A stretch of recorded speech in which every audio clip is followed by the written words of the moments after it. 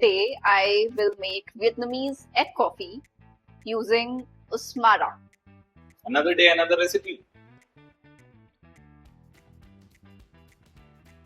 Traditionally, Vietnamese egg coffee is made using a fin filter. Of course, the coffee is brewed using a fin filter, but I thought, why can it not be made using instant coffee? So I am going to use Usmara for this. Let's see how it turns out.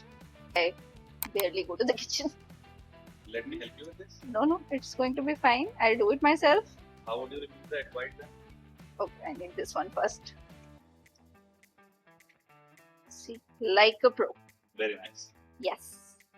So you don't need egg white for it. It will change the texture a little bit. It won't be the same as what we experienced in Vietnam.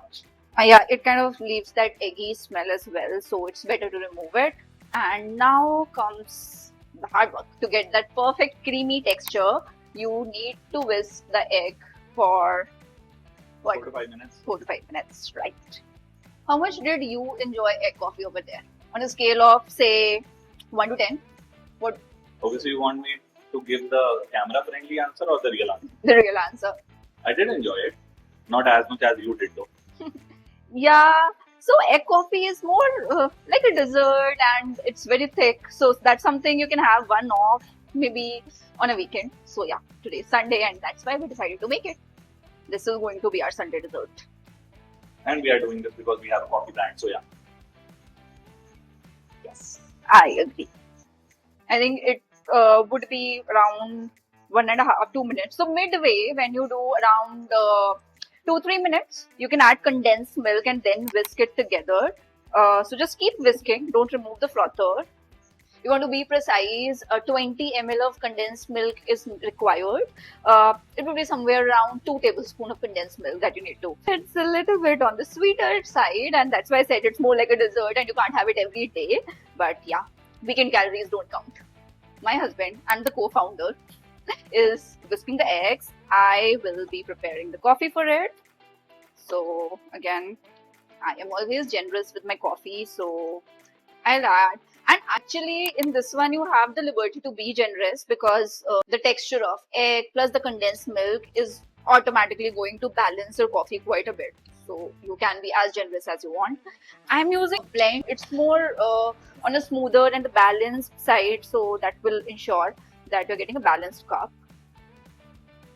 And I'll add some water. So you don't really need a frother to mix the coffee for this because you're already frothing the egg and it's going to do the job. So you know the best part of using this transparent cup is in Vietnam, whenever you have hot egg coffee, they will always give you in a ceramic mug, so you can't see the layers. But here you will actually see the coffee with bottom, and then you're adding the egg mixture on top of it. It is now ready, and even this egg mixture, It's pretty much prepared. they use that proper icing frother to do it. But I thought since we are making at home, why to make it complicated? So we just use the normal coffee frother, and I think it's doing the job well. Mixture is ready, and we are gonna top our coffee with it.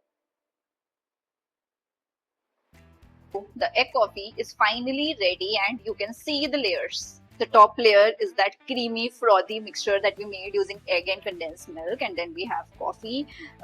Technically, you need to mix it before having it so that you don't get just the sweet egg and condensed milk part of it. Let's see how it turned out.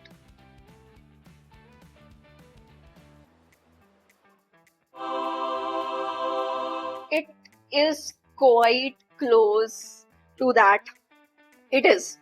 Trust me, and I was not so sure about this recipe. Honestly, I didn't know if egg coffee would turn out that well, especially that whisking part. But I guess it worked. This turned out well. So you guys can definitely try it now and let us know which is the next Vietnamese coffee recipe that you want.